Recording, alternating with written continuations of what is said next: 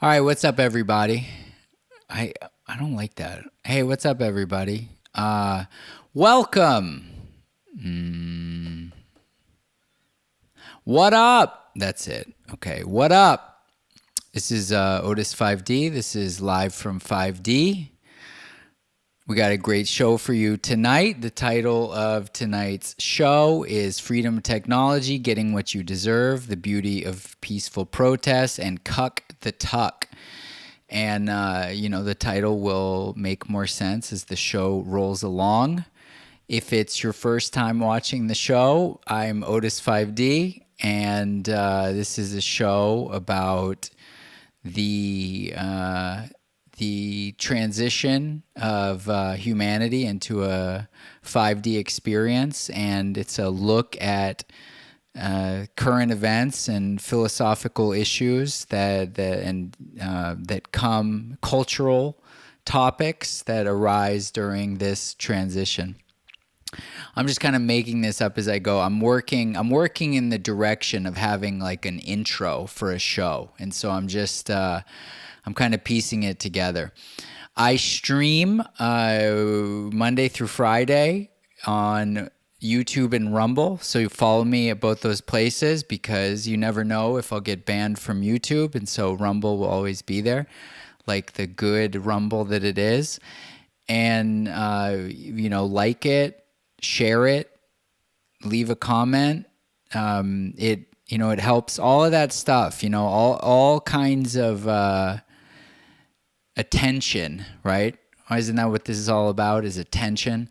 It helps keep me, going. Like fuck yeah, another show, hell yeah, fuck yeah, and yeah. So, I think that's good. Is there anything else? Follow me on Twitter. All clips are posted on Twitter, so I stream on YouTube and Rumble, and clips are on Twitter. And I feel like I am such an amateur, but I feel like such an amateur in doing this, like trying to turn this into something real and legit. Okay.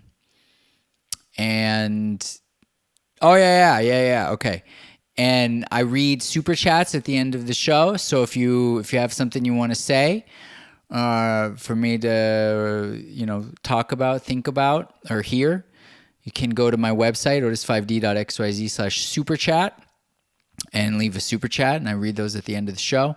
And the last thing, there's one.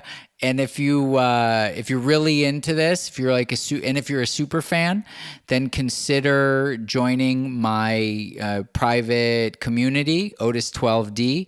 Go to my website, otis5d.xyz/otis12d, and you can subscribe to that at the moment via Patreon or yearly via crypto.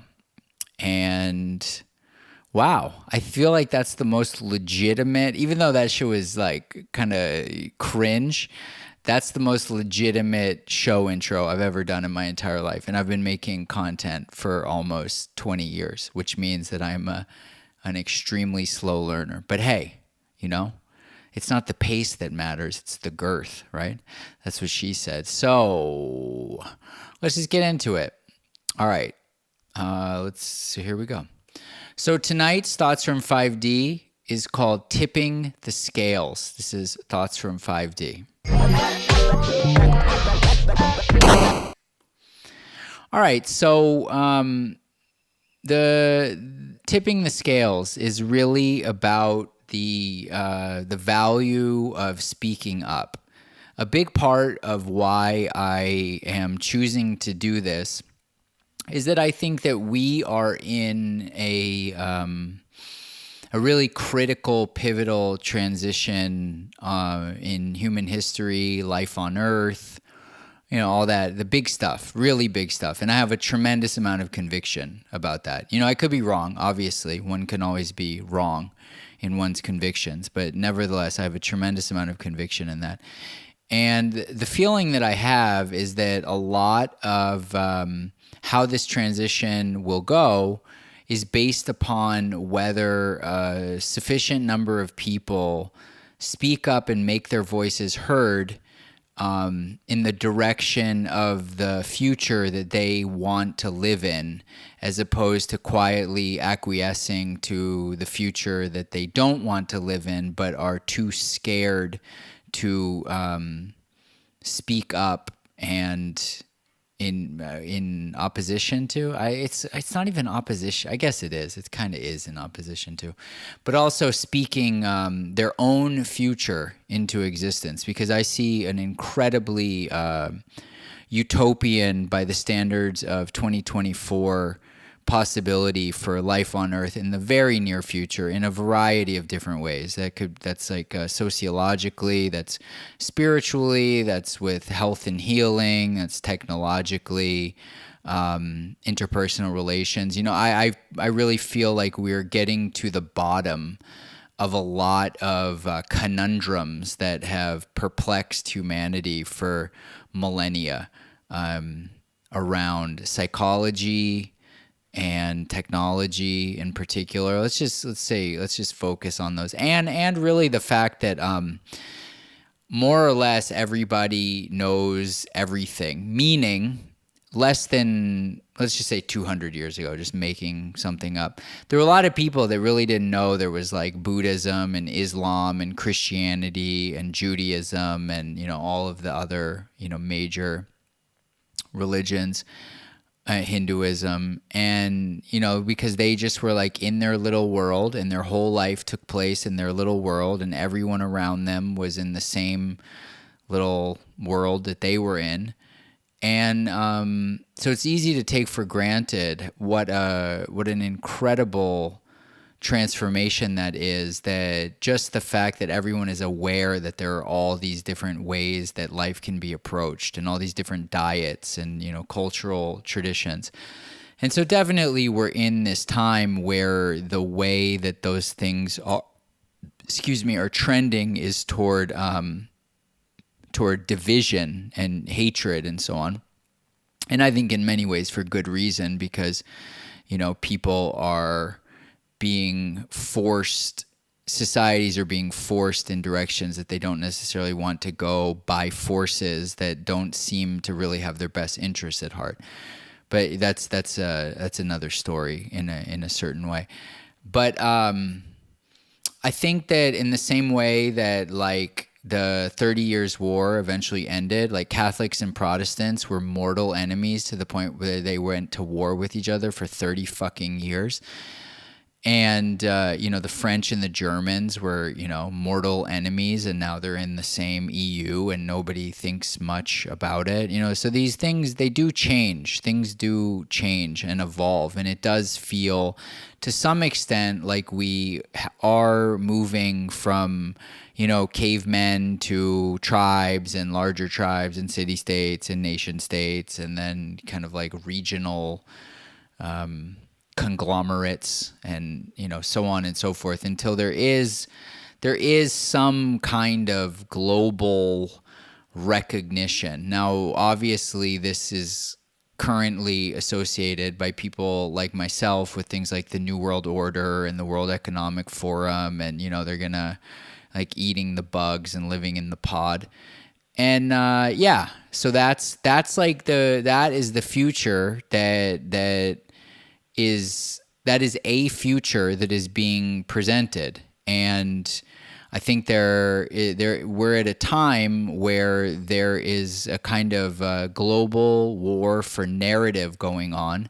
And I personally believe that a lot of the sides are not as powerful as they appear. Or I don't want to say as powerful, but as kind of like omnipotent as they appear, whether that's America or China or the UK or Russia or whatever. And there's the potential for a power grab, especially where we're in a kind of like global debt crisis, where the fiat money system as we know it is like constantly on the verge of spiraling out of control. America is going around $35 billion a day into debt. What is that? That's like $1.5 billion an hour, something like that, into debt. And this is accelerating, right? And we're seeing the rise of things like cryptocurrency and the rise of artificial intelligence. And this is dumb because it's like everybody knows this, I think, in their own way. So I don't want to just like say stuff everybody knows, but the point is that every so often there comes times in history, like during the printing press, the creation of the printing press, where humanity as we knew it is dramatically altered from that point forward. And we are in one of those times. And one option, in my opinion, being offered to us is some kind of like biomedical, cyborg, transhuman, technocratic, symbiotic AI, mixed reality, thing that feels to me, vibe check is like no bueno. And I think that there are alternatives built around sovereignty and remaining human. And, they talk about there are two relatively famous people on Twitter in the health space that a few months ago were jokingly, one is called Soul Bra and one is called Moon Bra. And Moonbra is I like Moonbra a lot, but he's in the kind of transhuman camp, and he avoids the sun and says that the sun causes skin damage and it's not good for anyone to get sun exposure. And Soul Bra is like completely in the opposite camp, that the sun is like the most life affirming thing that there is. And I'm much more in the Soul Bra camp for what it's worth. But I dabble more than a little in the Moonbra camp. But so the Soul Bra version of the future, also my homeboy Troy Casey, the certified health nut, there's these like this very human approach to life of whole foods and getting into nature and grounding and connecting with the earth and moving your body outside and feeling the humanity coursing through you that has coursed through humans for millions of years. This is potentially on the verge of getting snuffed out now with the technology as something that is like either too dangerous or it's something to be evolved past, and it's associated with far-right extremism and all kinds of things that maybe seem a little bit outlandish. Hopefully, if you're watching this show, you're like, yeah, bro, would you just fucking spit? Because, bro, we get it. We're listening, okay? We're not listening to you like you're crazy, okay? But it's always hard on the internet in 2024 because, there's like, there are either real trolls or AI trolls that are always on the verge of telling you what a moron you are. So anyway, okay, back to the point. The point is that I have a vision of the future that is very beautiful, where there is a sort of merger with technology, but it's a merger where it's like a merger the way that using the Nintendo was a merger, meaning you use it a lot and it's fun, but then it like gets turned off, and there's something very human about it. You are a human and you use this technology and then you're back to being human. You're not becoming the technology. You and the technology have a very discrete relationship with each other. It would be as though if in the future, instead of having to hold this microphone, I could just put a nano mic into my mouth and then it would send wireless Bluetooth signals to the camera, and then that would be how the audio, and then I wouldn't have to go through the trouble of holding the microphone. And I feel like there's something pernicious about this. I could be wrong. I'm open to the possibility that I'm wrong, because in a way I'm a cyborg right now wearing glasses, right? Without these glasses, I'm in a very different position than I am with them. So I don't know. It's kind of like agnostic basically. But the point is that it feels very possible to me that either real or psyoped crises are in our future.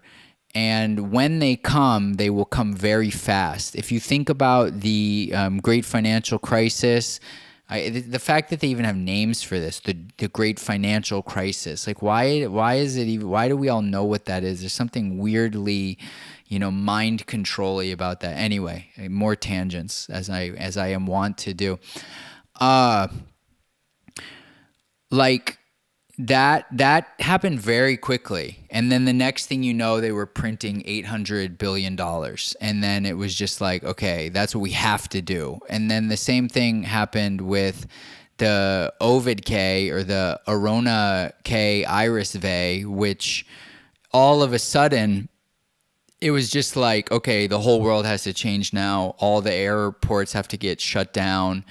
And this just kind of happened like in a matter of days. And I remember I was tracking this extremely closely, starting from late January when things really shut down in mid-March. So I was tracking this super closely for about 6 weeks. And I remember very clearly when the first front page headline hit in the Times of London, and it was a photo of Carnival.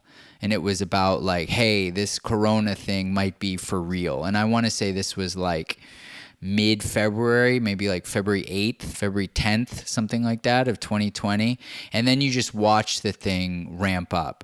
And it's very possible that a similar kind of crisis, again, whether real or manufactured, is in our future. And I think that if a sufficient number of people have some kind of inoculation, like hearing this kind of message, and are prepared that if such a thing happens, they're speaking up, then the world can be tipped in a very different direction than if there aren't. So to make this very concrete and specific, it's like here I am right now speaking up. So I have a certain amount of momentum. I have a certain habitual tendency to be scanning the news for things I could talk about in these kinds of videos. And so if such a crisis appears, I am already in motion producing content and am thus much more likely to speak up about it, including risking. And I'm also right now,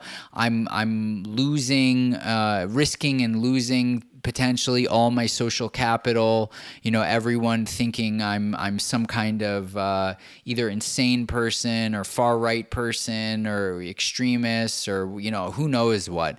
But the point is when you speak like this, you're clearly risking that, and often the risk is real. You do lose all of those things, which is okay, because as Big Bear says, let them kick you out of hell. Thank you, Big Bear, sincerely. And so, yeah, I just want to really encourage you to consider moving in that direction, because I think that we are, I'm going to get super, should I go there? Yeah, I'm going to go there. I might lose even more credibility with the people who I already lost the credibility with, but c'est la vie.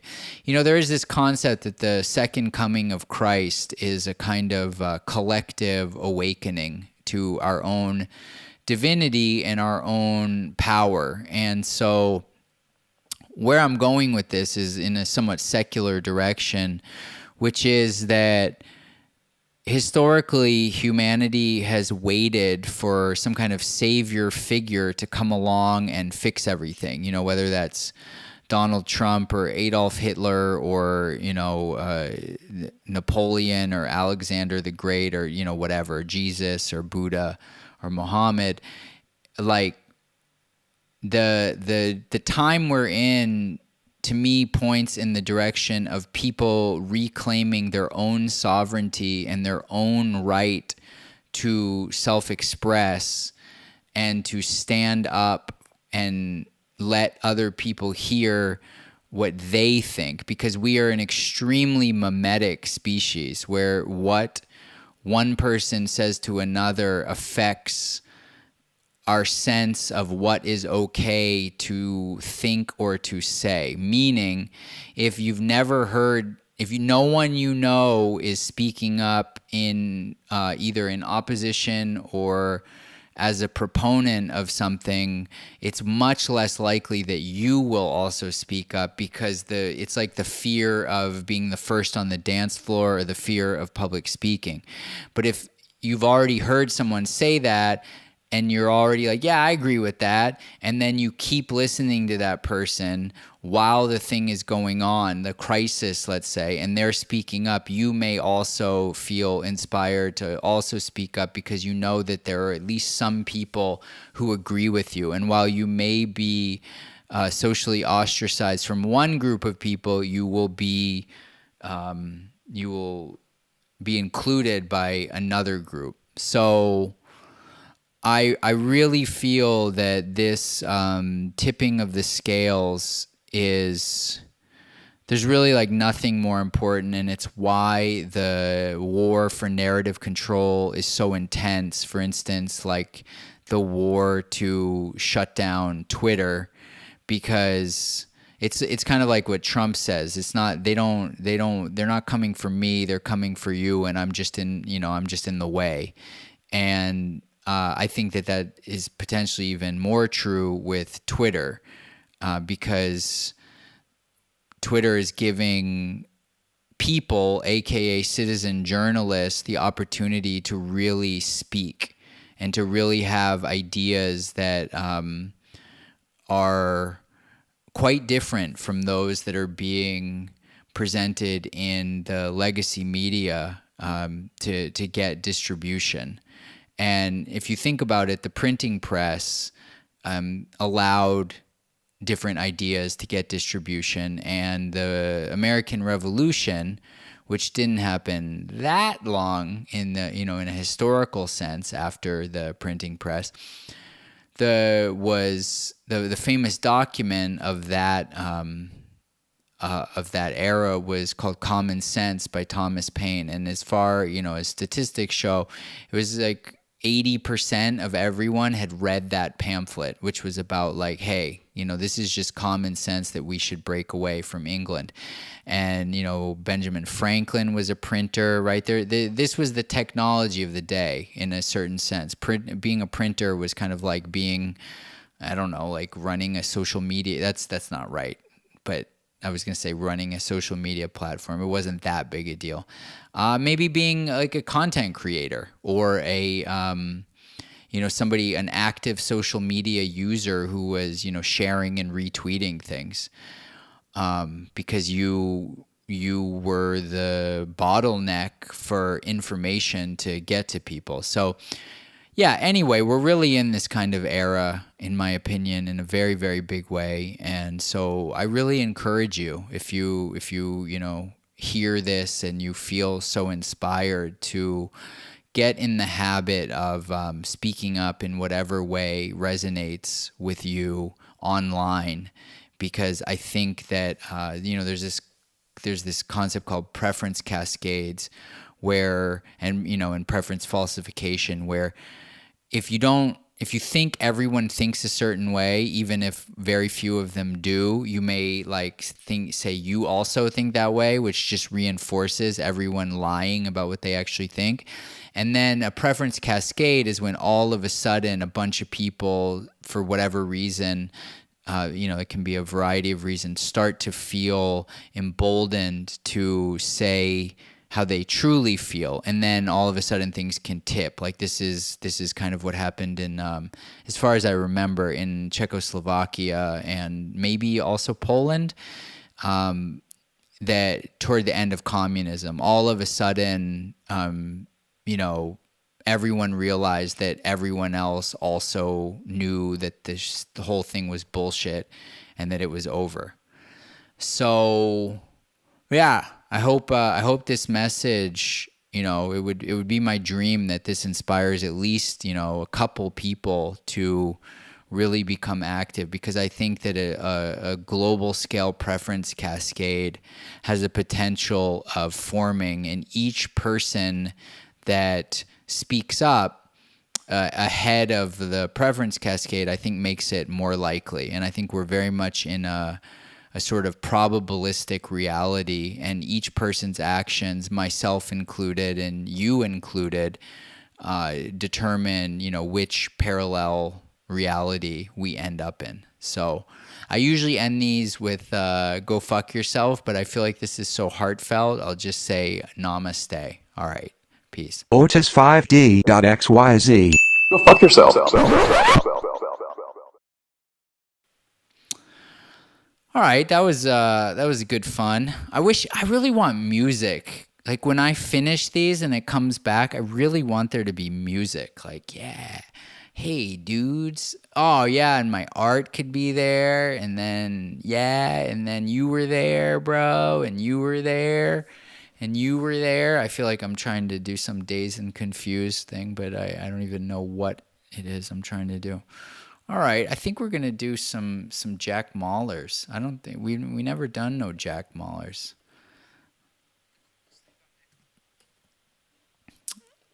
I fuck with Jack Mahlers. I fuck with Jack Mahlers, bro. And there's like some fucking German subtitles. Ich mag den Begriff Opt-out Technologie. I feel like I did like some kind of Swedish accent. Okay. We got that. Sure. Ooh, I like that. Ooh. All right, I call this one Bitcoin as opt-out technology, the self-agency of not needing the world to change, and the beauty of peaceful protest, featuring the always goated Jack Mahlers. This is News from 5D. I'm Otis 5D. News from 5D with Otis 5D. This is Jack Mahler's first time on the show. Very excited. Been a big, I cried tears when he announced the Bukele at the Corn Fest. I've listened to many. I've listened to the Mailbag, his podcast, all the ones with Peter McWhackmick, and I've fucked all the CNBC interviews. I've fucked with Jack Mahler's pretty heavily over the years. So this one is good. Jack Mahler's fucking spits, bruh. He is a spitter of the first degree. The coolest thing about Bitcoin, what is the coolest I like thing the about term the corn? opt-out technology. I do too, because I Jack. don't need to convince anyone else. That's Exactly, the other thing bro. about Bitcoin. I say, Fuck hey, to my buddies, you guys should buy convincing. Bitcoin. And they're like, ooh, I'm scared. I'm like, oh, Ooh, that I'm sucks. scared. And I move on. That sucks. I don't need you Below to adopt me. it for me I to get don't benefit need from it. you. I don't need you. Opt-out technology, which makes it peaceful, right? Peaceful, but bro. It's a the peaceful point, protest. Point being is free choice. Yeah, point being is free choice. So what feel do like I I'm think probably we so need for the annoying world right to be now. on a hard money standard? That's a question for the world, because I'm already on a hard money standard. You know what I mean? I'm saying, so, like, though. if Bitcoin I'm goes saying, up, though. roundabouts 100% year over year, everything in my life has been getting cheaper, Must be nice. half off, 100% growth, 2x. Must be so everything in fucking my life has nice, been getting bro. half off every year for 10 years. So I'm on a hard money standard. I live with peace. I live with love. I live with truth. I live That's with right. self-agency. Peace, love, and with truth. me. Plur, And self-agency. I live with a money that enables me to take benefit from all the innovation of humans and all the growth. People are building AI and shit. So everything in my life gets cheaper and cheaper the better Technological humans deflation, bruh. So I don't know. You should ask someone who's on a weak money standard what it's going to take for them. But that's the beautiful Spittin'. thing is, like, I don't need the government to say we're going back on the gold standard. All I do is take out my phone and say I'm done with this shit. So you're already living on the Bitcoin standard. Bitcoin's opt-out technology. All it takes is yourself. Bruh. Well, that was a good video, and I'll see you next time on News from 5D, bro. Jack's a spitter, bro. Jack is one of the rare spitters of, you know what I want to see? Dude, I feel like I shouldn't say this, but I do want to see it. I want to see a conversation between Jack Mahlers and Nick Fuentes. I feel like that would be some ill shit. And since that's probably so unlikely, then like Jack Mahlers and Sneeko. That would be some shit, bro. Cause them boys can spit. Bitcoin is opt-out technology. Yeah, bro. I mean, that's the beauty. That's the beauty of the situation, is that it's just like, nah. So let's give a little lesson in case there's some slow people or new people in the audience, that money has three properties. One is a store of value, one is a medium of exchange, and one is a unit of account. So unit of account, which it usually comes last in terms of how things are monetized. What people want to have happen, people like Mark Cuban, they want things to be a medium of exchange. But in order for something to monetize, it has to show that it first can store value. And so the first step is for something that is sort of like entering the fray into being an accepted kind of money, is the fulfillment of store of value. Whether that's volatile or not is less relevant than whether over multi-year periods the value that has been stored in that potential money is either more valuable or less valuable, meaning deflating or inflating. And then once the value has been stored and people feel confident like holding their wealth in that potential kind of asset or money to be, then people might start accepting it as a medium of exchange, meaning they trade with it. That's what people like Mark Cuban typically call a currency. And then finally, the final measure of something that is now fully monetized is what's called a unit of account, where people measure the value of things in that asset. So currently the most universal unit of account on planet Earth is the US dollar, because you can go to many, many, many different countries and they'll say, it's $3, it's $100, something like that. So the beauty of the opt-out technology of the corn is that you can just, as an individual, determine your own unit of account. You could just decide to measure things in terms of silver, and you can say that water is becoming more or less expensive in terms of silver. Or you could use the corn and you could say, well, last year this thing was 10,000 sats and now it's 4,000 sats. And so for me, this thing has gotten cheaper. But while it's gone from 10,000 sats to 4,000 sats, I feel like this shit is so convoluted. I feel like if I'm not like preaching to the choir, people are like, what the fuck are you talking about, bro? But it's all good. So then something could have gone from $5 to $10, but from 10,000 sats to 5,000 sats. Because depending on what your unit of account is, and that determines whether something has gotten more or less expensive over time. Some things become more valuable over time.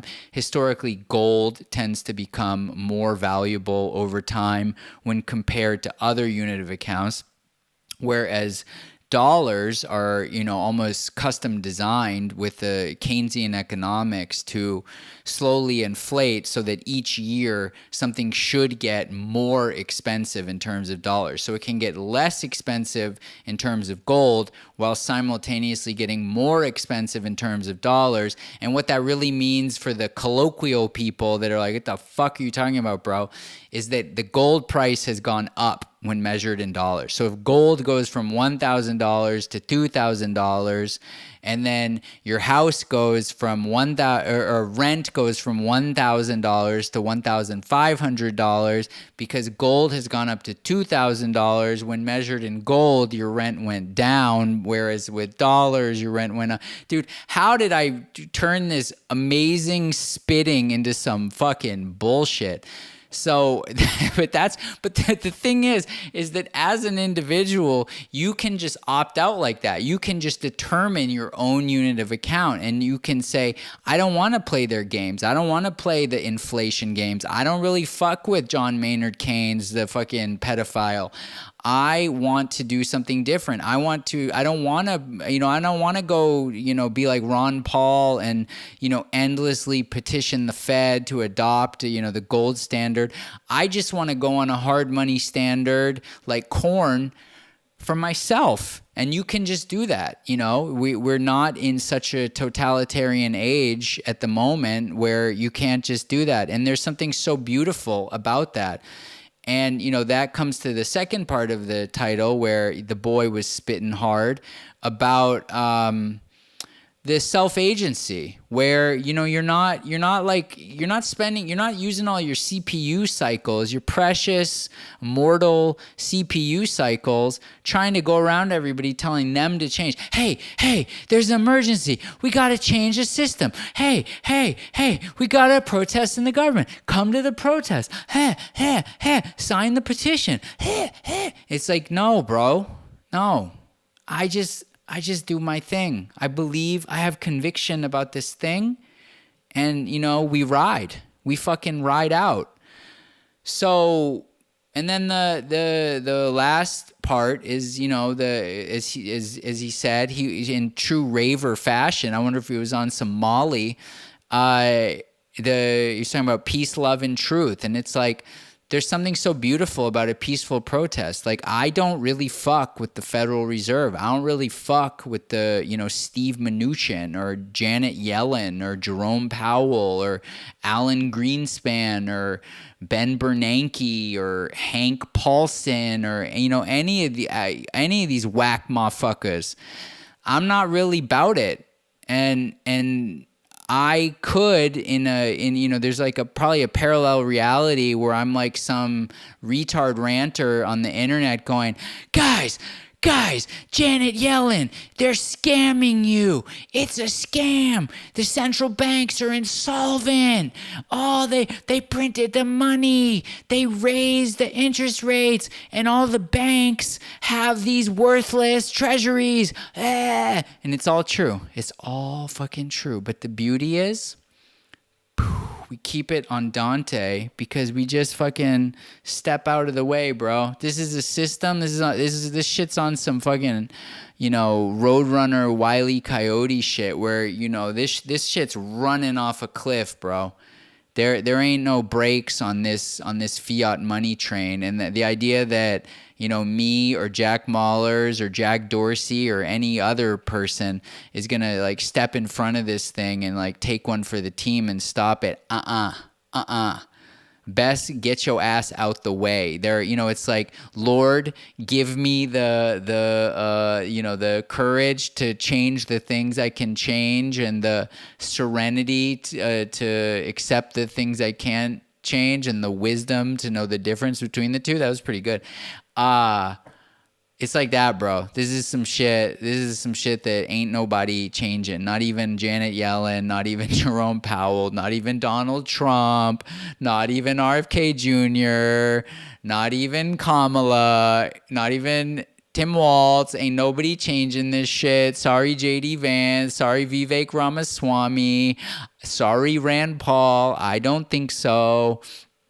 And so it's like, what do we want in life, right? What do we want in life? What we want in life is like, the ability to live as we see fit, live our own life as we see fit, and have, the peace of mind that comes with that. And so one of the fastest ways to not have that is to go around trying to get everybody else to feel that in order for you to have that, you need everybody else to change in the way that you think they need to change so that everyone can have that. And, the corn as money for enemies is just like, bro, I don't, you do you, I do me. And we'll see what happens. And it's like, it's all love, bruh. We just out here straight chilling. And so shout out to the boy. This is a generational talent of spitters, you know? Every so often, somebody comes along who can really, really talk that shit. And Jack Mahlers is a generational talker of shit. And not a shit talker, but a talker of shit. So anyway, that's my 2 cents. Go fuck yourself. Otis5D.xyz. Go fuck yourself. All right, man, music. I finally fucking got it, bro. Oh, and I produce music. I produce good ass music. I could do it right now. Wait. No, it'll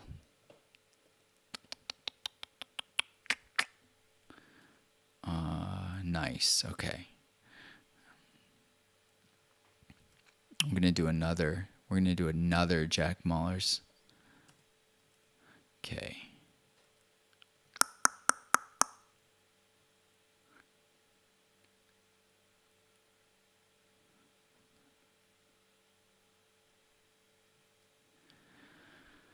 All right, I call this one Being the Change You Want to See in the World, the upsides of not being a bitch. And if you're too fucking scared, you deserve what happens. Featuring Jack Mahlers. This is News from 5D with Otis 5D. News from 5D with Otis 5D. Wait, did I even freaking set the freaking thing up? Damn, bro. We out here fronting. All right, there we go. Okay, take it away, homeboys. Both of us. Could we be... Bitcoin changed our lives. Both of us. Shout out Could to we the be wrong? corn. About what? About everything. Perhaps there is something... Well, What would happen if Bitcoin is perhaps, I don't know, an NSA coin or something? So what happens if we're wrong? I know we're not. I feel it. I know it. But This isn't even. I should have skipped this part of the video. I don't even know why I included this. They're like, oh, This is what not happens even. if we do this Shut later? up. Yeah.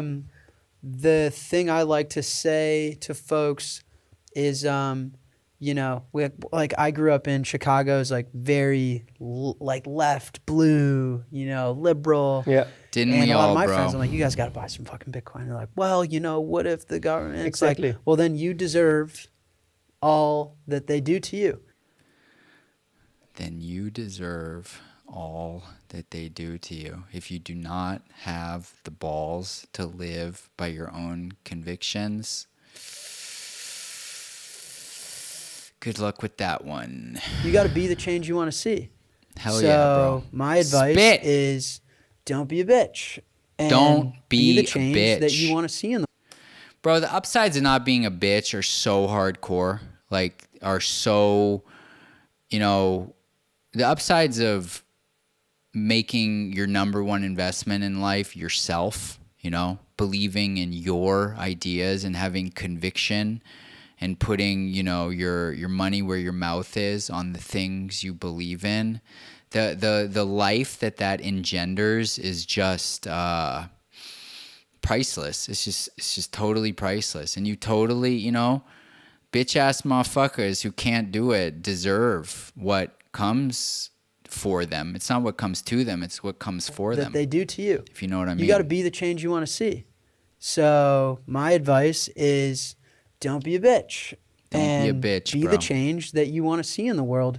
And Fuck if you're yeah, too Jack scared Mahlers. to be that change, then you deserve everything You that fucking comes deserve with that. everything Like that comes with to- that. You know, the first step to a better future is self-responsibility and accountability. Amen, bro. Bitcoin teaches Shout out that to as well. Jocko. But it's not anyone else's fault but your own. So if you believe in some future of the world, then be it. And if you are too scared, then you deserve all the consequences that comes with that. So I don't know. Don't be a bitch. You're too scared to buy Bitcoin?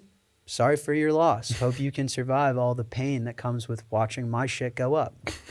I don't like that part. I mean, I get it. You know, he's just spitting, but like, I don't know. The number go up technology argument is, I don't know. It doesn't sit well with me. But I'm just being a bitch. I'm being a little pedantic bitch, Which happens as I to people. sometimes Yeah. do. Yeah, All the there's some time. people in my life that don't like the fact that I've outperformed Wall Street year over year sitting in that empty closet. Well, I could tell you guys how to do it. Strike.me/download. But if you're too fucking scared, then you got to own that. So I don't know. That's my message. Be a fucking man.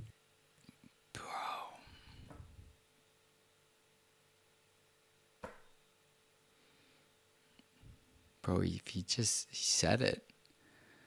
Dude, it's such a wonderful thing to hear that level of clarity and conviction. And I know a lot of my homies have they have some issues with the boys. The reality of, KYC and, this and that. And yeah, I get it, Let's focus on his ability to inspire and to spit rather than, the in the weeds, inside baseball stuff about the actual application. Being the change you wanted to see in the world, the upsides of not being a bitch, and if you're too fucking scared, you deserve what happens to you. I don't really think I have anything more to say about this because it's like he really just said it. He said all that needed to be said. Take accountability. It is scary at some level because we have all been raised to be, just waiting for someone to hand us something. And, the taking of the initiative has, because you can be wrong. And if you're wrong, if you're accountable and you're wrong, they call that tuition, bro. Shit's painful as fuck. But anybody that is truly, I don't like the word self-made that much, but I don't have a better word right now. It's not coming to me, is just filled with fucking stab wounds and scars, bro. You got to pay a lot of tuition. You got to do things a lot of wrong things and work with the wrong people and get scammed in this way and that way. And I remember when this shit's so retarded. I was just thinking about this, about how many lessons, how early the lessons. I was an early internet person, and it's probably 1997 or something. I'm not saying that's that early, but I'm just saying whatever. That in 1997, I was on Usenet, and that's why I said it was early internet, because I was on Usenet since 92 or 93. And I tried to buy a hacked PlayStation or something. It was a PlayStation that had some kind of override where you could play burned ROMs, burned CDs or something. And I had always just had great luck with buying things off of Usenet, and I just sent somebody a check, and they just took the money, and I was like, wait, what? People can just do that? And I was like, well, what is my recourse? And it's there is no recourse. And I was like, oh my God, again, I was 16, and so, when I look back, it's I like to think, knock on frickin' wood, I don't tend to fall for those kinds of scams. And sometimes I think, oh, I'm so smart, right? Oh, I'm so smart. But then it's bro, I ate that shit. You know how much money for a kid, dude, it was just me. It was dude, it wasn't my parents didn't have shit. It was I saved up all this money, and then it was just gone. Hundreds of dollars. You know how much that's thousands of dollars in 2024 money. And it was just oh, and I felt so stupid because I had, I thought I was slick, right? And it was just oh, dude, I got scammed hard. What a fucking, so, I had to sit with that. That was the tuition. So, you got to pay the tuition, but it's that's the choice. You're going to be a bitch and not pay any tuition and just get lubed up by anybody who comes along and, wants to tell you what's what. Or Are you going to fucking pay the tuition and go through the pain and come out the other side and, you know, have the agency and, you know, be the change you want to see in the world and, you know, take the actions that you believe in and, you know, live life on your own terms. Be a fucking man, motherfucker. So, anyway, shout out to you, Jack Mahlers. You're a real one. I don't care what anybody says. To me, Jack Mahlers is a real one. Yeah. That's my word. All right, go fuck yourself. Otis5D.xyz. Go fuck yourself.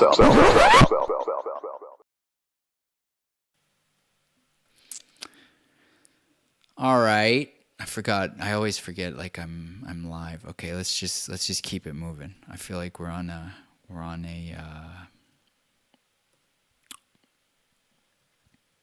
moving. Oof.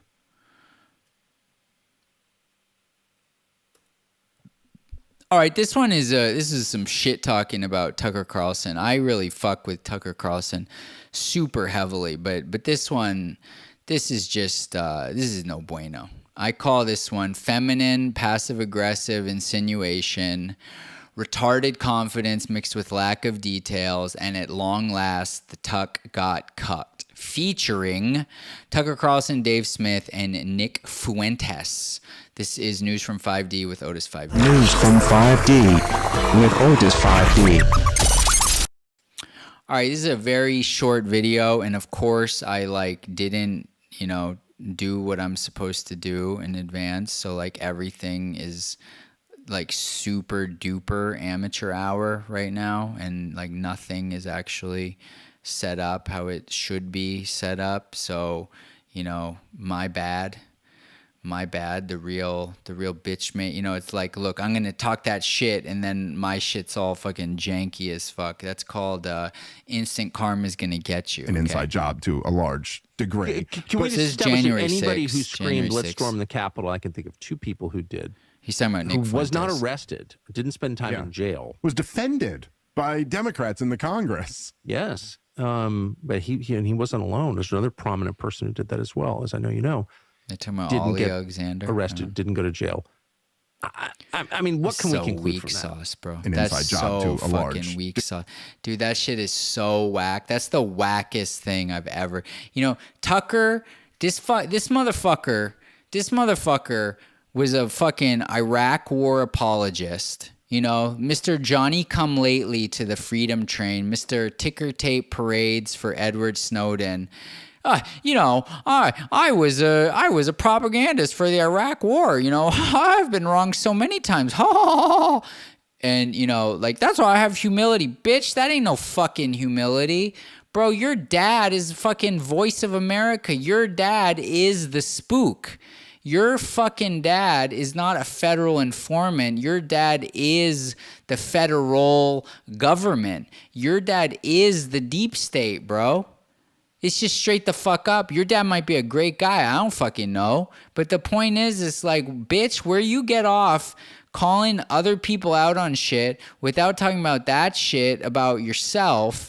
And there is literally no evidence, dude. The idea that Nick Fuentes is a federal informant is the most fucking knuckle drag, mouth breathe, midwit fucking retardation I have heard in forever. And frankly, Tucker Carlson is way too fucking smart for that bullshit. I don't get what the fuck is going on.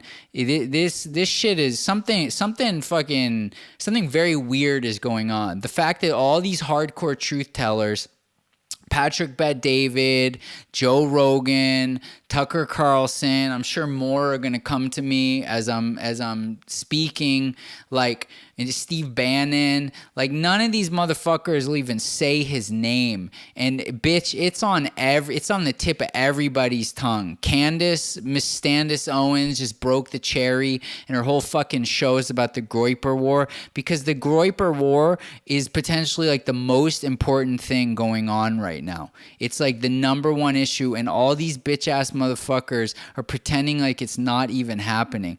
You know who's the realest one out of all of you is Alex Jones, because Alex Jones talked a lot of shit about Nick Fuentes, and then he had to not necessarily eat it, but he had to recognize it's like, bro, recognize game, bro. Nick goes on InfoWars and it's just like a fucking info dump, and this whack shit of being like JD Vance, like he's a total bro, bitch, fuck you. Who are you? Who the fuck are you, JD Vance? Like what have you said that's so impressive? When have I ever listened to JD Vance and been like, damn, dude, that boy's spitting? You know how many times? Zero. Dude, it's some like normie bullshit, bro. It's not impressive, okay? And if you listen to Nick on something like InfoWars or when he talks to Michael Tracy, bro, this dude is smart as fuck. Y'all need to, you know why I'm making this video? Because I want it known that I was on the right side of history when it was still relatively unpopular to be on the right side of history. Where the popular thing, Dan Bongino, Jack Posobiec, Mike Cernovich, Milo, all these motherfuckers, is to be like, even probably Gavin McInnes, everybody like, oh, Nick Fuentes, and it's like, bitch, what the fuck are you talking about, dude? Just listen to this guy talk. He's smarter than all of you. Cernovich is very smart. I have to acknowledge Cernovich is a very smart guy. But in this particular instance, it's willful denial. It's like you would basically, just like in order to not know that Cernovich is very smart, you would basically just like have to not ever have given him a chance and really listen to him. If you really listen to Nick Fuentes, it is so obvious that this is a generational intellect. This is the combination of the ability to be articulate with the names and the dates and the places, the way he can trace back the Claremont Institute and Bronze Age Pervert and Jabotinsky and Henry Jaffa and all of these networks, dude. He's like at a Curtis Yarvin level. These guys are incredibly intelligent people, and in the same way that when Curtis Yarvin was Mencius Moldbug and it was like he was Hitler, now Nick is Hitler, and now Curtis Yarvin is rehabilitated. I think maybe because of Peter Thiel. I don't fucking know though. And Tucker Carlson is going on and on. Fucking has Curtis Yarvin on his Fox like premium show. Before that, I pirated that shit off BitChute. And he's talking about, Curtis, the secret is everybody listens to you, but everybody pretends they don't. Tee-hee-hee. It's like, bitch, that's Nick. That's Nick. Jeremy Boring gets on the fucking Twitter space and is like, Nick, you're incredible. And, props to Jeremy Boring for recognizing game. It's like, dude, yeah, he's like, yeah, I listen to your show a lot. Of course you do. How the fuck you gonna have any idea? Dude, Nick is like leading the narrative. Nick is the thought leader, okay? Nick is the thought leader. It's not really even that close. He is upstream from everybody else. Everything, not everything, so many things, more with him than anyone else. Things start with him and trickle down. And it starts with, this is so racist, and this is, alt-right, far-right extremism. And then eventually it's like coming out of JD Vance's, Ozempic mouth like 5 years later, right? Or Vivek Ramaswamy. Yo, there's one. Vivek, to me, is the most legit of almost anyone I've said, and certainly the smartest. Vivek is, I would argue, the only person I've mentioned that may at least have a possibility of being even smarter than Nick. And I don't know, but I'm saying I can't immediately discount it. Alex Jones, also incredibly intelligent with an incredible gift for names and dates and places and times. But Vivek should have Nick on his podcast. And I'm sure he can't because he's too close to Trump and JD Vance and all this shit. But it's like, dude, Tucker, frankly, bro, the Tucker that I fuck with so heavily, just think is one of the best people in the world, is better than this. This shit is whack, bro. You've done this so many times. This is like watching an addict repeat their addictive behavior. And this is like a fucking intervention, because it's like, bro, you've done this so many times. You did it with Alex Jones. It's like the story of Tucker Carlson's life. You know, when you said that, I thought you were just a crazy conspiracy theorist. But then I listened to you, and it's like, bro, when are you going to realize this is like a fucking pattern you have where when it's the most unpopular to like someone, you're fucking calling them a Fed. And then the next thing you know, like 3 years from now, you're going to have Nick on your show and you're going to be like, wow, I owe you an apology, Nick. You know, I was wrong about you. Blah, blah, blah, blah. I saw out of context clips. It's like, dude, the fuck is wrong with you, Tucker?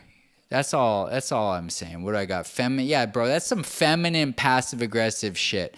That is some feminine passive aggressive shit. You did the shit with Raw Nationalists and the war on masculinity.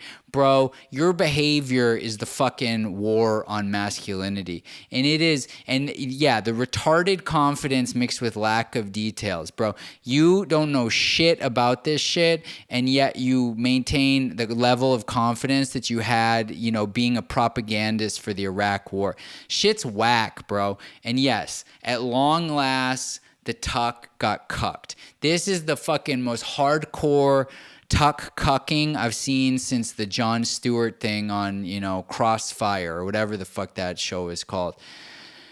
So anyway, I think you're way better than this, Tucker, and I certainly think Dave Smith is way, way, way better than this. And this was some whackness. And I'm saying this because it's like, this is like when you see one of your favorite MCs, your favorite. It's like seeing Eminem fucking, yo, what we got to do is vote blue, y'all. And it's like, oh, or seeing like, you know, fucking Jay-Z come out for Hillary Clinton. You're like, oh my God, Jigga man. Jigga what? Jigga who? The fuck, bro? Go fuck yourself. Peace. Otis5D.xyz. Go fuck yourself.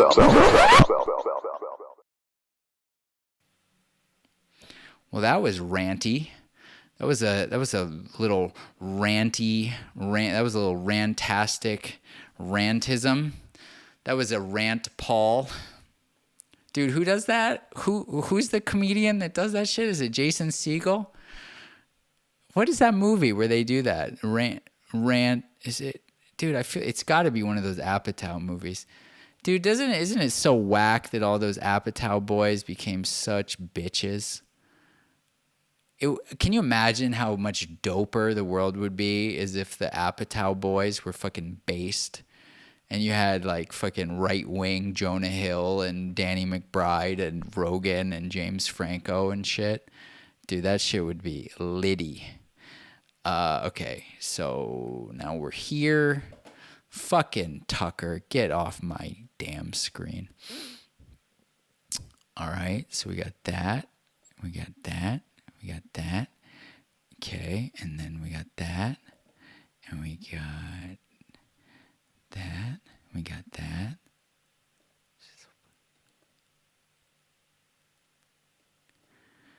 Okay. Okay.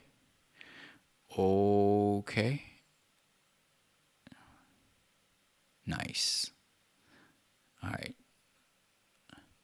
All right, I call this one Web3 versus Choke Point 3, Leon Trotsky and the Digital Politics of Spiritual War, featuring Dan McArdle, Nick Carter, and a special little Mortal Kombat Tootsie from James Poulos. This is News from 5D with Otis 5D. News from 5D with Otis 5D. All right, so this is a nice little tweet. So we always read these in recursive order. So Nick Carter tweets, "Why are you so political these days?" Meaning people are asking him, why are you so political these days?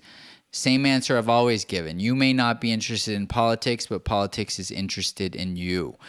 This is a great paraphrase for those that don't know of Leon Trotsky. You know, the great American patriot Leon Trotsky's famous quote that you may not be interested in war, but war is interested in you. And these are the digital politics of spiritual war. Shout out to James Poulos, who wrote the book on the topic and frankly saw it coming in really a fleshed out form back when most people were still in their daddy's nutsack, in the words of Warren G. Anyway, so, and then Dan McArdle is so goated. Dan McArdle is like the unsung hero of crypto. I think Dan McArdle is just a historical figure in the crypto sphere and has been so far ahead of the curve. I put him at the same tier and the same kind of like, space as like Tur de Meester, and to a certain extent, even Andreas Antonopoulos. I mean, these guys, these three guys have been just way ahead of the curve and consistently right and consistently thoughtful and just consistently ahead of the curve, if I didn't already say that. So anyway, Dan McArdle at Robust US. What is Robustus? I don't even know what that is. Follow him for sure. Nick Carter, one of the more goated warriors in the crypto space also. Of course, follow him. I think he's more well-known than Dan McArdle, but Dan McArdle should be, I think, on a similar level personally. Dan says approximately 0 people in the Bitcoin crypto space want to be paying tons of attention to politics. Unfortunately, Democrat politicians forced us to. So, I don't know. I really like this tweet. What am I saying? So yeah, what I say, Web3 versus choke point 3. I feel like a real wankster right now because I didn't include Nick Carter's other tweet where he basically points out the fact that, so for those that don't pay attention to this stuff closely, Trump and RFK Jr. have come out in a big way, RFK Jr. in a ginormous way, and Trump in a very big way. Pro Bitcoin, pro crypto. And Trump even made some shoes. So you know that shit is real. And so then, Kamala, being the bitch-ass motherfucker that she is, tried to just copy everything and be like, I too, hey, fellow kids, I too am pro Bitcoin crypto. And then nobody knew whether to take her seriously. And the Winklevi were like, not so fast, bitch. Wouldn't that be tight as fuck if they really were like that? Not so fast, bitch. But, metaphorically, they did that. And, we need to see some real change. So then Nick Carter pointed out that basically it seems like Kamala is working with, I don't remember dude's name, it's some Indian ass name. And he is I don't know if it's like to replace Gary Gensler at the SEC or, what it is, but she's working closely with the dude who was the architect of what's called Operation Choke Point 2.0, which was something that had an expose done on it by Nick Carter in Pirate Wire. Shout out to Mike Solana.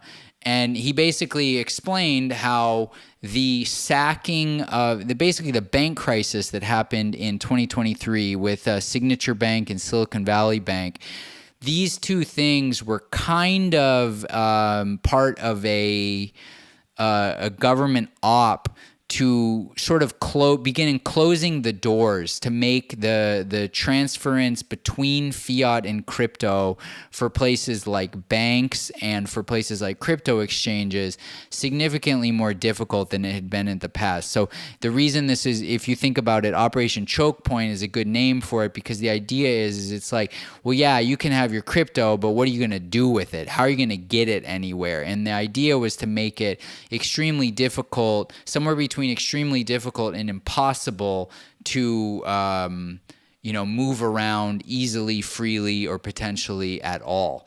And so this kind of came and went, Operation Choke Point, and it was very unclear what was going to happen, and then all of these other things started happening, and then the Bitcoin ETF suddenly got approved, and then the Ethereum ETF suddenly got approved, and and then if I'm not mistaken, they like dropped the thing about Ripple. They sent out there's something called a Wells notice. I don't even remember exactly what a Wells notice is, like off the top of my head, because this is all, a number of months ago. But basically, they sent out this stuff, I believe, to like Coinbase and maybe also to Uniswap. I'm not sure. But they definitely did something with Uniswap. But it felt like that stuff was maybe kind of settling down, and that the crypto industry had maybe potentially won. And now, once you got Larry Fink and Jamie Dimon, on your side, you won. But now it looks like, there may be a sort of sleight of hand going on, which is that, as they always say, politicians can say whatever they want. This is like the Bitcoin or, talking point against Trump. That it's easy for him to read a speech written by David Bailey and or Ryan Selkis and then just kind of like blah, blah, blah. And then when push comes to shove, nothing really happens. I don't believe that. I think that those people are too close to him, and Vivek is too close to him, and JD Vance. These people are all, sufficiently pro-crypto. Also I don't know if it's the PAC, the Winklevi PAC that donated, millions of dollars. I think that these things really, a Trump presidency really is pro-crypto. And Trump met with Mark Andreessen and Ben Horowitz, who are, two of the biggest pro-crypto players in America as well. And, so then bitch-ass Kamala is trying to like ride the coattails, but in true blue fashion, as they are wont to do, like when Obama was going to save the blacks and then Kamala was going to save the blacks, and they ain't did shit for no black motherfuckers. Just words. It's just words, right? And the reality is it's like full-on corporatocracy, and the worst kind of corporatocracy as well. Like, big pharma, insurance company corporatocracy, and, like actuaries and shit.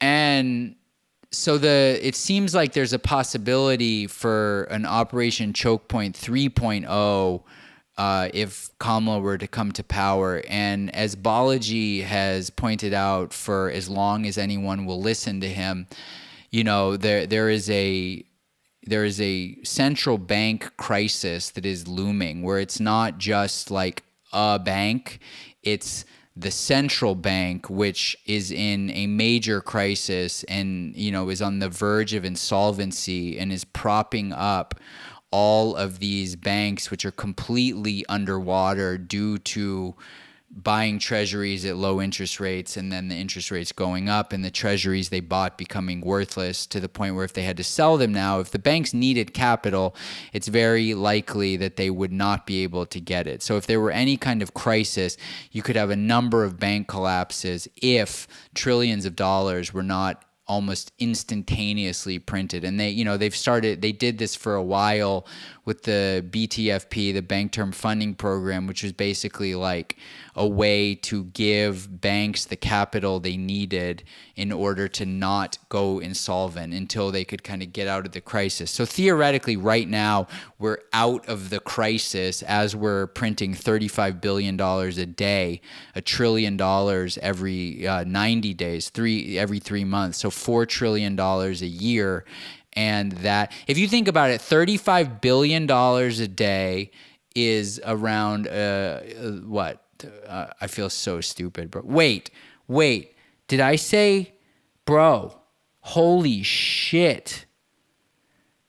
Dude, my math was off. I always think I'm like too aggressive, bro. I was way too conservative. America printed $35 billion today. Dude, that's $1 trillion a month. That's not $1 trillion every 90 days. Bro, that's $12 trillion a year. I'm not suggesting that like it's going to be $35 billion every day, but I'm saying like, bro, dude, this shit is kaput / toast. So all these people, dude, I know a lot of really fucking smart people. I shoot the shit with a lot of really smart people. And bro, these are some dumb motherfuckers, bro. Not all of you, but like too many. With all this normalcy bias, bro, just this hardcore normalcy bias. It's like nothing ever happens, guys. Like, it'll be okay. It's like, well, yeah, there's a war in Ukraine. Oh, yeah, there's also a war in, Israel, Palestine. Oh, yeah, also, like, all this shit is happening in Iran now. Oh, yeah, and Lebanon, too. Yeah. Well, but, nothing's happening in Taiwan, so, pretty much everything's fine. Yeah, we're printing $35 billion a day, but, I don't know. They'll figure it. Yeah, Japan almost just collapsed and, like, everything crashed, and the VIX spiked to, like, the high. Yeah, but then it went back down. It's all okay. And then the Japanese prime minister's resigning now. But, it happens. And then there's no real president in America right now. Nobody knows who is running America. Is America even being run? But, it's okay. It'll all be okay. And it's like, I'm going to take the other side of all your bets. Yeah, I feel like I'm like in The Big Short. I'm like Steve Carell. This is self-aggrandizing, but, hey, it's my fucking show, okay? I'll self-aggrandize if I want to. And I'm sitting there, I'm like, okay, I want to steel man your case. Come on, tell me, what's your best case? And I'm listening to that dude, like the Asian dude, right? No hate on Asians. Stop Asian hate, right? And dude's like, what's your bank account? And you're like, oh shit, they're fucking short everything, short everything. Dude, it's all fraud. They're retarded. It's a bunch of fucking morons. The whole thing's being held up by retards. And it's like, oh fuck. So every time I try to get people to steel man shit, they're like, it's okay.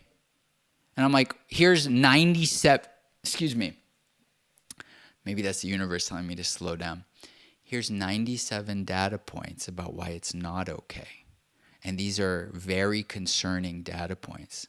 And on top of that, you have Ray Dalio writing essay after essay where he keeps increasing the odds of civil war, where he started around 10%. And now, if I'm not mistaken, he's at about 60%. You have Elon Musk saying civil war is inevitable. These are some of the most cogent thinkers geopolitically, financially, economically on the planet that are just saying, yeah, probably greater than 50% chance of civil war. Balaji pointing out that America is, more or less partitioning, where the number one thing that people don't want to cross lines on is party. So, a Christian will marry a Jew, a Christian will marry a Muslim, an atheist will marry, a Hindu, whatever, but a Democrat will not marry a Republican and vice versa. So there's this splitting going on. People are moving apart from each other. And like the French Revolution was, so France, America would not have been able to win the American Revolution, according to me. I was there, by the way, had they not received help from France. And the downside for this for France was that it ultimately bankrupted France.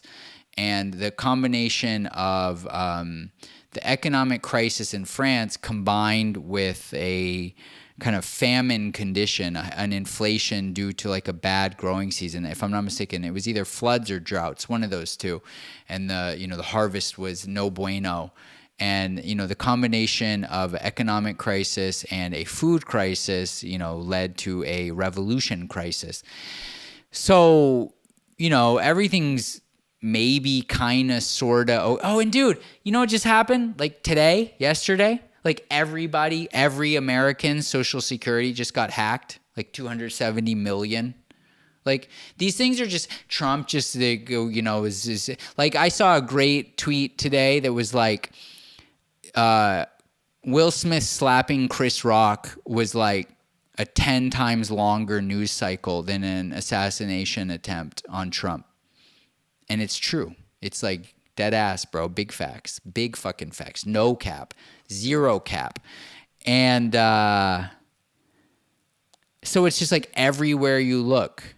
every freaking where, and then the border is wide open, and man, you just there's not even enough, like how humans have like Dunbar's number, you can only like keep 150, you can only keep like a certain number of news stories at the front of your consciousness, and there's too many now. There's too many simultaneous crises. What do they call that? Isn't it? I don't know if it's a perma crisis. It's like you got the Naomi Klein shock doctrine stuff of just like, bah, bah, bah, like a permanent destabilization. Bro, I mean, dude, shit is nutty. So anyway, no, how did we get there? No, we didn't. Forget that. So Nick Carter, why are you so political these days? Same answer I've always given. You may not be interested in politics, but politics is interested in you. Dan McArdle, approximately 0 people in the Bitcoin crypto space want to be paying tons of attention to politics. Unfortunately, Democratic politicians forced us to, because they're constantly on the verge of banning everything, right? And then it's like, well, fuck. And so James Poulos, bro. James Poulos, Human Forever, Canonic. Check out canonic.xyz to get James Poulos' book, Human Forever, The Digital Politics of Spiritual War. That's what we're in. We're in a spiritual war of, we'll just say, centralization versus decentralization. I think that's that James Poulos would probably be like, oh, bro. That's how you're describing my book, is centralization versus decentralization. Yes, I am. And the politics of such is digital, It's like, is the technology that allows us to remain free, sovereign humans going to be snuffed out? Or are the people, or are the ideologies that are attempting to suppress said technology going to be snuffed out? This is the digital politics of spiritual war. And so, yes, I fucking co-sign, I avow, I fuck with what Nick Carter said. You may not be interested in politics, Anon, but politics is very much interested in you. And if you're one of these dumbass retard motherfuckers who just wants to kumbaya and shit and, just be your vegan ETH motherfucking ass, then you're a retard, bro. What can I say? Go fuck yourself. Peace. Otis5D.xyz. Go fuck yourself. All right. That was that happened. That was a thing. So that's the end of the show. And for the first time in a long time, there's no super chats, so I won't be reading super chats tonight. If you like the show, please leave a comment. Let me know what you think. If you're a retard, then maybe rethink that suggestion and take your ass elsewhere. And follow me on Twitter. That's where I post clips of the show. It's where I'm most active, and I stream here 5 days a week, here being wherever you're watching me, which is YouTube and Rumble, 5 days a week at around high noon Texas time. And check that out. And if you want to be involved in should I do that? Nah, I was going to say some shit. And if you're some like hardcore super fan, and you really are like, damn, dude, I fuck with you heavily.